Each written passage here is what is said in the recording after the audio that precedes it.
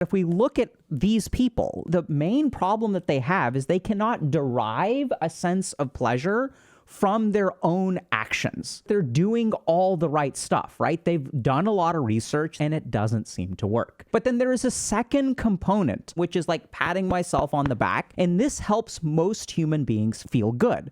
The problem with people who have dysthymia is that that part is absent. So normally when we think about depression, we think about it like an episodic thing. So human beings will get depressed for some amount of time, maybe after a breakup or after they lose their job or some kind of setback.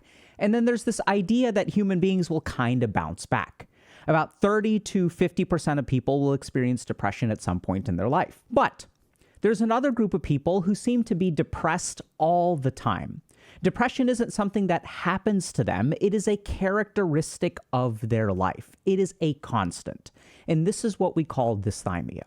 And the problem with dysthymia is that it is very, very hard to treat. So when I work with people with dysthymia, I'll start with a very common psychiatric question. So when did your depression start? And they'll say that I've been depressed my whole life. It is my constant way of being. And then the other problem with people who have dysthymia is that solutions tend to not work. So a very common experience for these people is that other people around them will be like, oh, you're sad? Like, why don't you go for a run? Why don't you, just put yourself out there, try to socialize more, pick up a hobby. And they'll even say things like, man, maybe you should see a psychiatrist or therapist. You should start meditating. All of these things that have a lot of scientific evidence, but for some reason, when you are dysthymic, these things don't appear to work. And there's actually literature that backs that up. And that's the real challenge of being dysthymic. You're depressed all the time, and the standard solutions, for some reason, don't seem to work for you. You may meditate, you may start journaling, you start going for walks, and this is what happens when I work with these people, like when these are my patients, is that they're doing all the right stuff, right? They've done a lot of research, they're very, very self-motivated, they've felt this way for a long time, and they've tried a lot of stuff, and it doesn't seem to work. So today, what we're going to dive into is understanding why this depressive almost personality or characteristic develops, how it develops, and thankfully what to do about it. Because while a lot of studies show that things like psychotherapy and medication are not as effective for dysthymia as opposed to something like major depressive disorder, I've actually had a lot of success with some patients who have been dysthymic, and they've actually learned how to sort of change their life in a pretty significant way. At the same time, I've also had 2 patients in my career that had dysthymia and really didn't get better. So I have to be, offer a little bit of a caveat here that what we're going to lay out today, I think is a very, very solid solution for dysthymia. And at the same time, it's something that is very, very refractory to treatment in a lot of ways. And there's a reason why people who suffer from dysthymia will oftentimes go to therapy and not get magically better. Hey y'all, if you're interested in applying some of the principles that we discuss to your life to actually create change, check out Dr. K's Guide to Mental Health. The guide synthesized my years of training as a monk, along with years of clinical experience as a psychiatrist, to cover common topics like meditation, ADHD, and trauma. The guides include over 100 additional videos that can be navigated based on your needs or interests, or in a more open, choose-your-own-adventure format. The guides are now available in the YouTube store below, and if they're a little bit outside of your price point, you can check out a piece of them with our free resource packs, which are also linked below. So definitely check them out. So let's dive into understanding where dysthymia comes from. How is it that someone can, grow up and be depressed all the time? And this is what's really cool. We've sort of figured it out, right? There's this concept of something called the dominant other. So it's interesting because in the psychoanalytic literature, they had to develop new vocabulary to describe these people's experiences because their experience of life is so different from normal people. And that's what we want to share with you today. So we're going to develop some new vocabulary. So let's take a quick look at a paper. So this is a concept that was actually discovered in about 1960, right? So this is stuff that's pretty old. And I think this is a really good description of it. So one of the characteristics of the depressive that has been emphasized is excessive dependency on a dominant other as a source of meaning and gratification.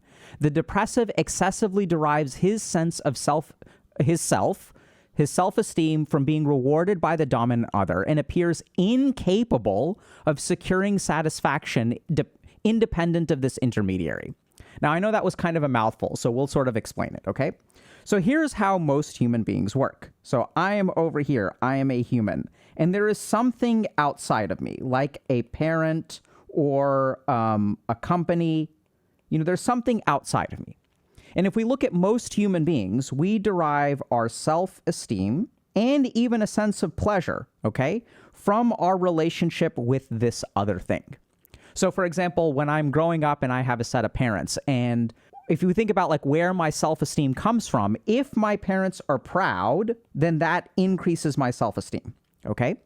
But for people who are not dysthymic, this is really important to understand. We get some amount of pleasure and self-esteem from this, but we also derive some degree of pleasure and self-esteem internally, right? So if I take a child who's like, you know, when I was a kid, right, I would like to play with Legos.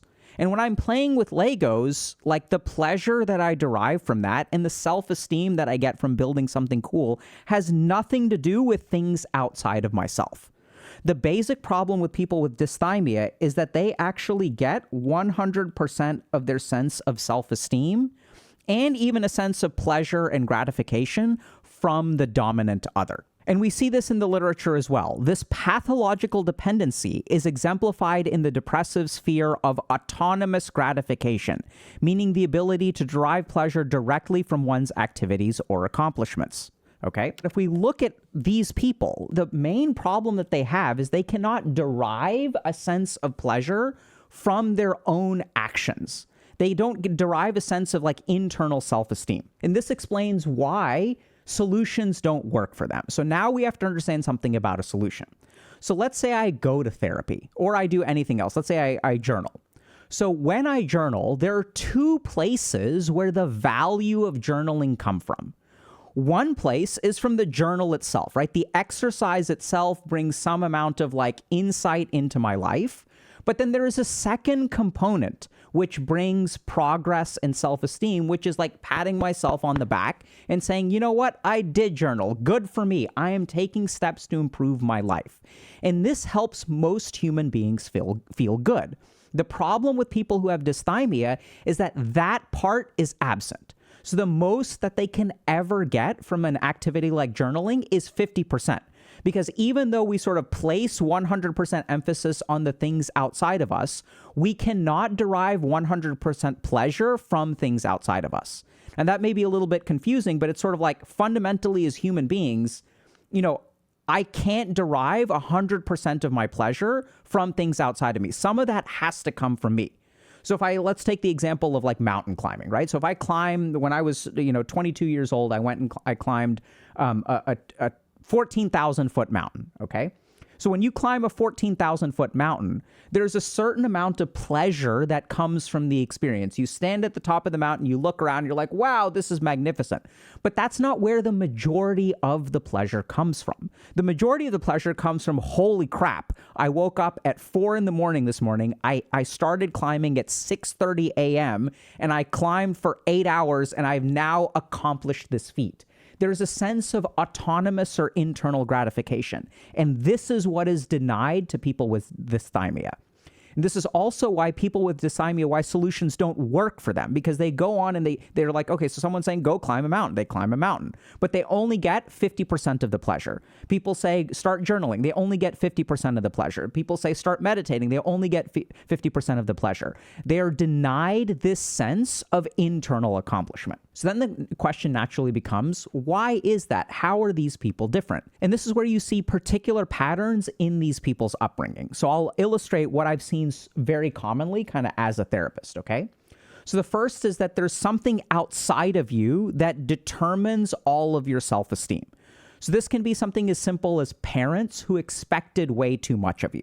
So when I work with patients, these are the kinds of things where it's like, okay, if I get a 95 on a test and I get an A+, my parents are still unhappy with me because I'm not number one in the class. That kid down the street is number one in the class. I'm a doctor practicing in this particular city, and there's a colleague of mine who's also a doctor who's practicing in this particular city, and that colleague's child is number one and you're not number one. Therefore, I feel inferior and nothing you do is ever good enough. So if you sort of grow up with this kind of pattern, what that means is that like your sense of gratification comes entirely from this omnipotent being, right? You struggle so hard to do a good job. And if this powerful figure above you that dominates your life is happy, then you are happy. And if they are unhappy, then you are unhappy. Their parents don't allow their children to be happy on their own. So what this results in is I'm over here, right? And then here's the dominant other. Here's my parent. And normally 50% of my self-esteem comes from my parents, 50% comes from me. But in people who are dysthymic, this 50% gets converted over here to 100%. And now my whole life is about satisfying this person. Now, this does something very, very subtle and very, very important, which is that this person, then the child, learns one really important lesson about life: happiness from the outside, right? They are denied the ability to be happy with themselves. Now, this frames the way that they start to live life. But there are a couple of other scenarios that can result in this fundamental change. So this is another one that I think oftentimes is missed by a lot of people. This is so interesting. Sometimes the dominant other is actually someone that you as a child take care of. So this is going to be kind of hard to understand, so I'm going to try to explain it, but it's really important to understand, okay? So sometimes I've worked with patients who have parents who are like physically ill, chronically ill. And what happens is this parent starts to rely on the child for their health, their happiness, and their well-being. So I have mom or dad who's chronically ill, and whether they have a good day or they have a bad day depends entirely upon me. So if I'm available to take care of them and cook them the food that they need, and if I'm available to like bring them a report card that shows them an A+, like now this person is so miserable, but I can bring them joy. If I work extra hard and I bring home an A+ report card, my parent who's complaining all the time, suffering all the time, now they'll look at me and I see a slight smile. And I'm like, oh, thank God I can make their day a little bit better. The parent's happiness depends on the child. Now, you may wonder, how does this create a situation of dominant other? So this is what's really interesting. It's the same kind of situation, because what the child learns is an adult's happiness is not in their control. An adult's happiness depends on the circumstances around them, right? So if you are someone who has a parent who's chronically ill, what you as a child will learn is a human being's happiness has nothing to do with them. Their parent doesn't exercise any autonomy or responsibility over their own happiness. So the principle is the same, it's just kind of in the opposite direction. So in this scenario, right, here's the child, and here's the parent, and the parent is sick. So what does the parent's happiness depend on? It depends 100% on the actions of the child. Is my child getting good grades? You know, are they available to rub my feet, administer medicine, right? All kinds of stuff. So what is the child learning about the script or the way that the world works? This person's happiness is 100% dependent on this person's actions.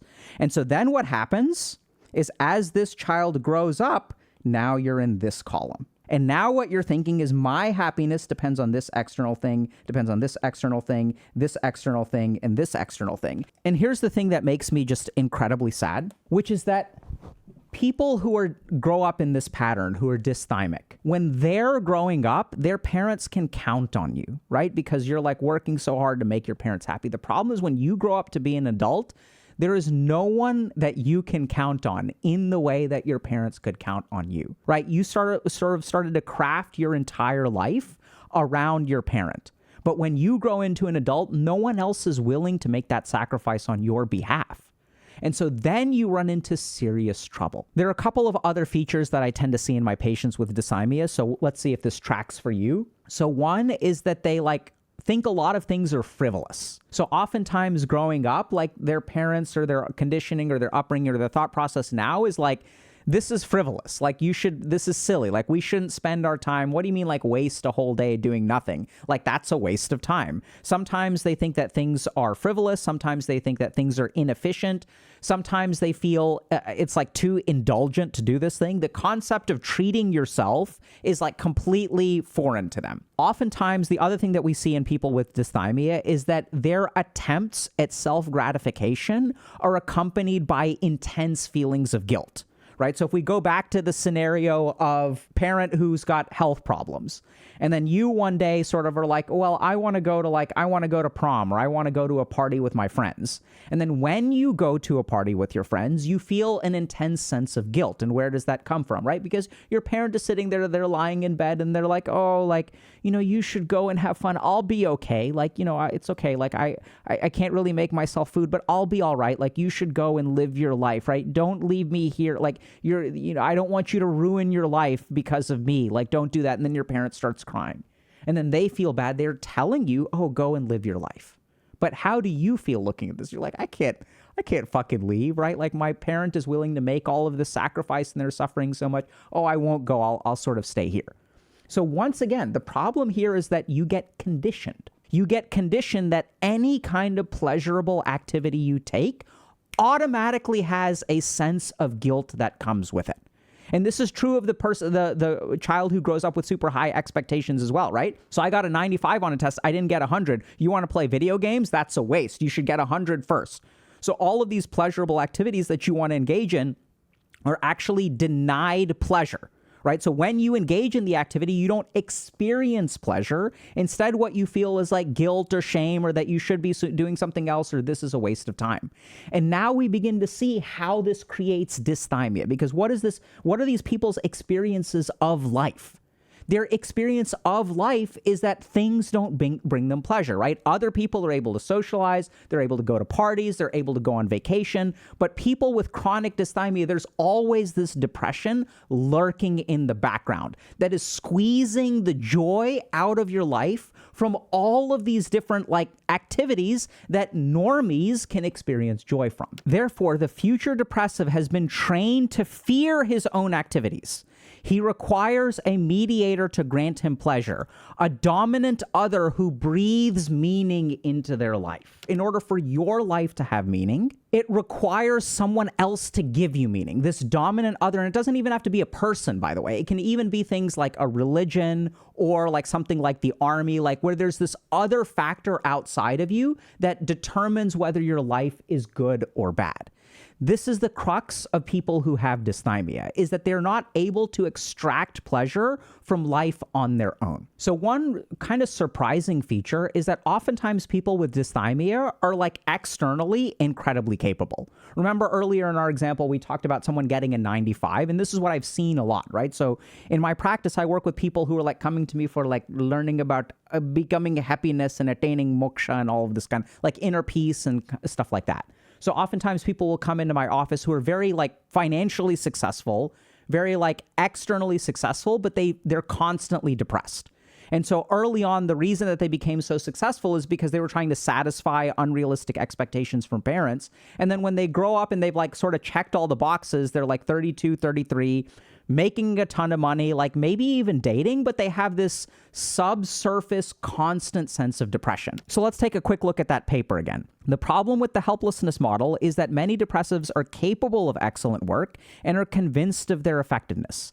They derive, however, no pleasure of meaning from their efforts.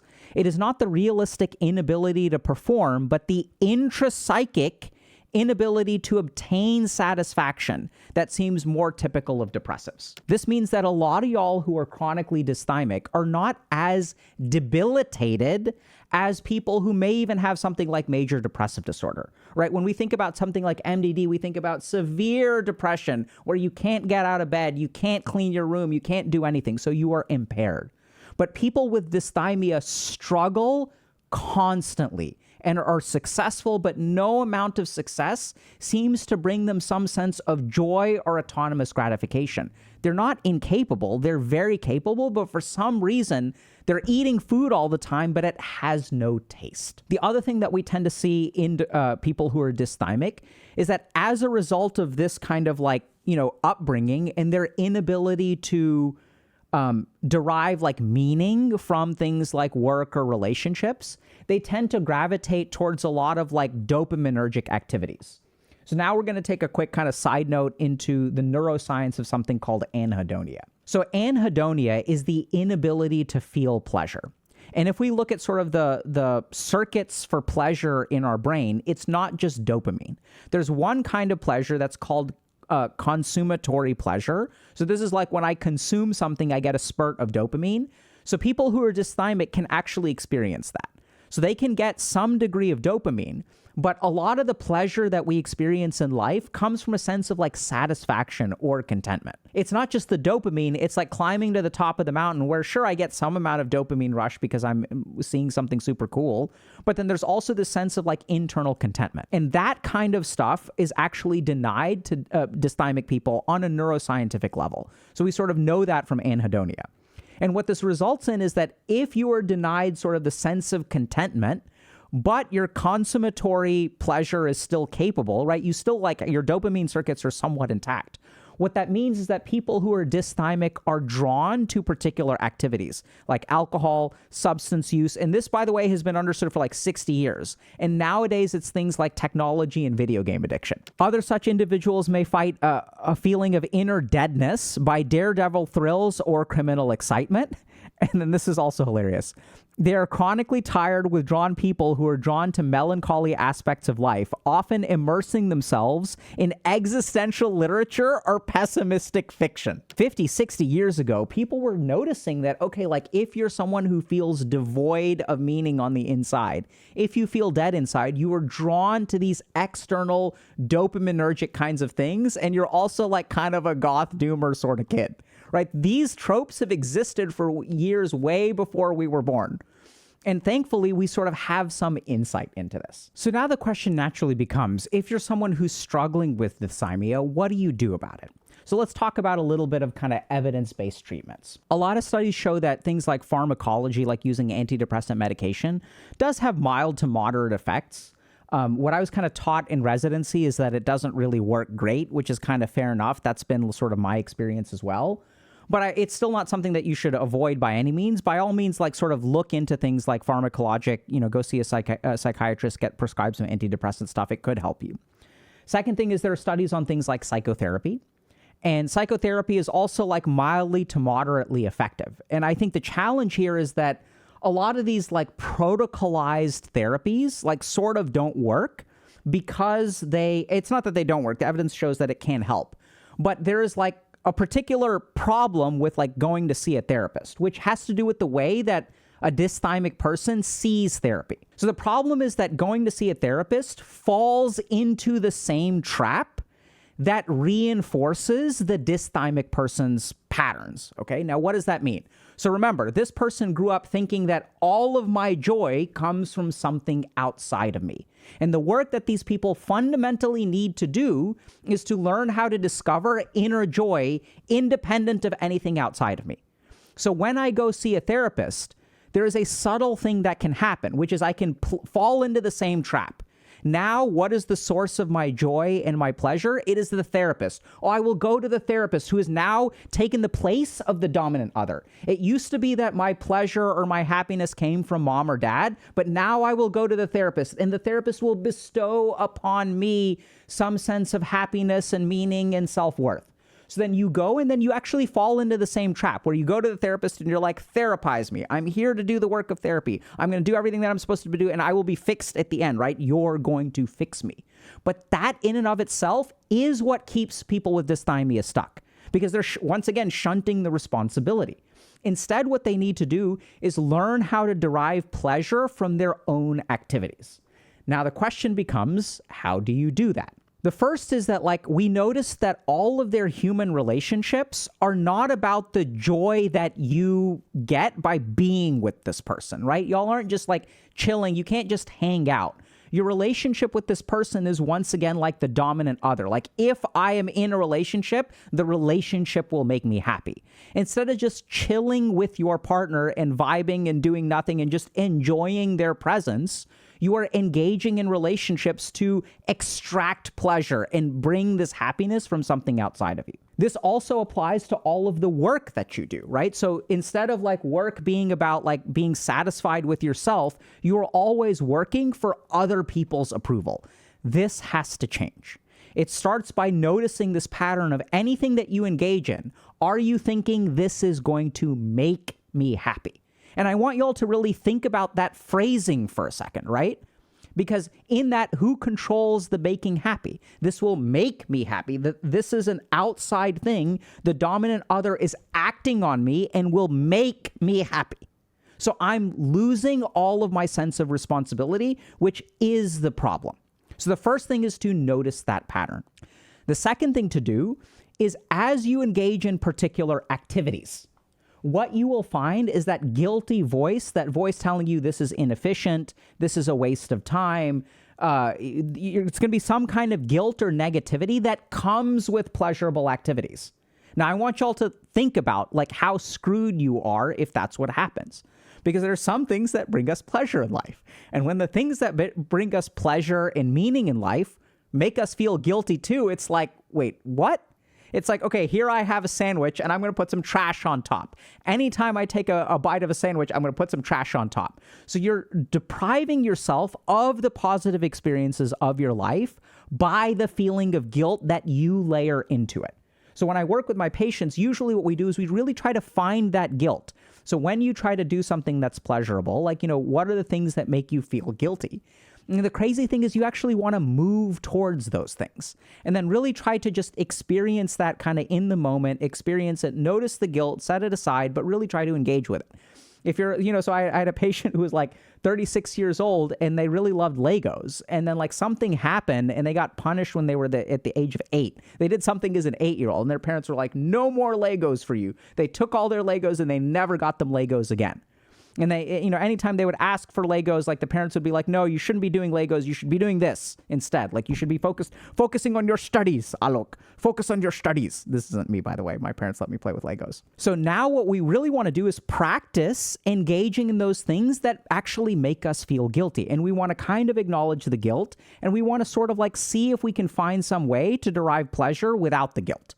It's actually an internal work, not an external work. And that's the problem that these people slip into is they're assuming that if I go through the motions, the good stuff will happen. Then I will be happy, but they don't do the internal work. The next step that we usually have to take is we have to acknowledge all of the repressed thoughts. So usually what happens if we look at people who are dysthymic is as a result of this conditioning, there are a lot of natural reactions that arise within us, right? So like when I get a 95 on a test and my parents say, why couldn't you be number 1?